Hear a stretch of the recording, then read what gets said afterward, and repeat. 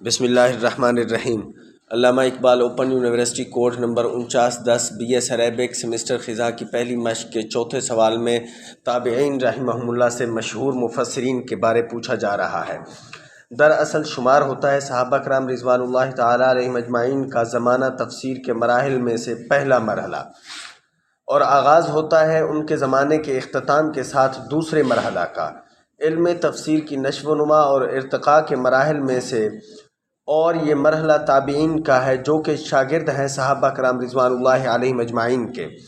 تابعین کے دور میں قرآن کی تفسیر کا پہلا ماخذ اور مصدر قرآن مجید تھا کہ وہ تفسیر کرتے تھے قرآن کی بعض آیات کی بعض کے ساتھ، پھر اس کے بعد سنت نبی صلی اللہ علیہ وآلہ وسلم سے تفسیر کرتے، جو کہ تابعین تک پہنچی صحابہ رضوان اللہ علیہم اجمعین سے۔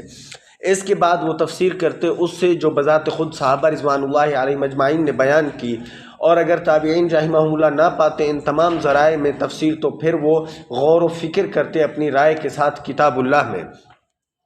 اس دور میں مفتوحہ ممالک اور مختلف خطوں میں تفسیر کے متعدد مکاتب فکر قائم کیے گئے۔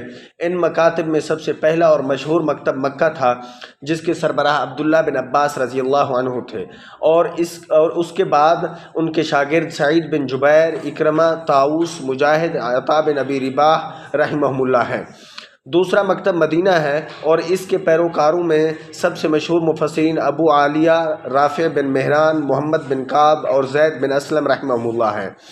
اور تیسرا مکتب عراق ہے، جس میں مفسرین میں سے صحابی حضرت عبداللہ بن مسعود رضی اللہ تعالی عنہ سے تعلیم حاصل کی، اور ان میں سے مشہور مسروق اور قتادہ اور ابن دعامہ اور حسن بصری اور مرہ الحمدانی رحمہم اللہ ہے۔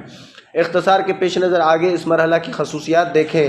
پہلی یہ ہے کہ داخل ہوئی روایات تفسیر میں بہت ساری اسرائیلیات اور عیسائیوں سے۔ اس کی وجہ یہ ہے کہ کثرت سے داخل ہوئے اہل کتاب اسلام میں، اور ان کے ذہنوں میں اٹکی ہوئی تھیں ایسی روایات کہ جن کا احکام شریعہ سے کوئی تعلق نہیں تھا۔ آگے پھر چند مثالیں دے کر چند واقعات اور روایات کی جو کہ اسرائیلیات اور عیسائی علماء سے لی گئی ہیں، ان کی مثالیں دی ہیں۔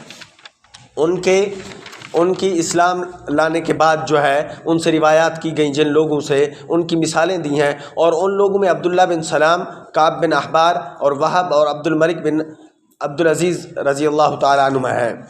اس سے آگے اگلے صفحہ پر ثانیاً کے عنوان کو دیکھیں۔ دوسری خصوصیت یہ ہے کہ اس میں تفسیر کو محفوظ کرنے کے لیے شرط رکھی گئی ملاقات اور روایات کی، مگر اس مرحلہ کی ملاقات اور روایت اس نوعیت کی نہیں تھی جو کہ رسول اللہ صلی اللہ علیہ وآلہ وسلم اور صحابہ کرام رضوان اللہ علیہم اجمعین کے دور میں تھی، بلکہ اس مرحلہ میں ملاقات اور روایت پر غالب تھی خصوصیت کی اتباع۔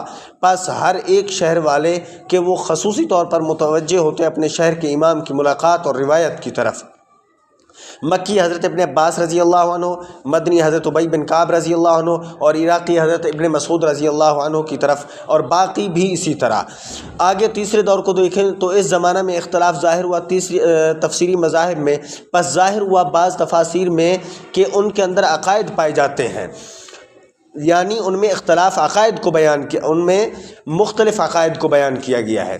مثلا قتادہ بن دعامہ کہ انہوں نے غور و خوض کیا ہے قضاء و قدر میں، اور کوئی شک نہیں کہ اس کا اثر ان کی تفسیر پر بھی ہوا، اور یہی وجہ ہے کہ بعض لوگوں نے ان سے روایت لینے میں حرج محسوس کی۔ اور ہم پاتے ہیں حسن بصری رحمہ اللہ کو کہ انہوں نے قرآن کی تفسیر میں تقدیر کو ثابت کیا ہے، اور اس کے انکار کرنے والوں کو کافر قرار دیا ہے۔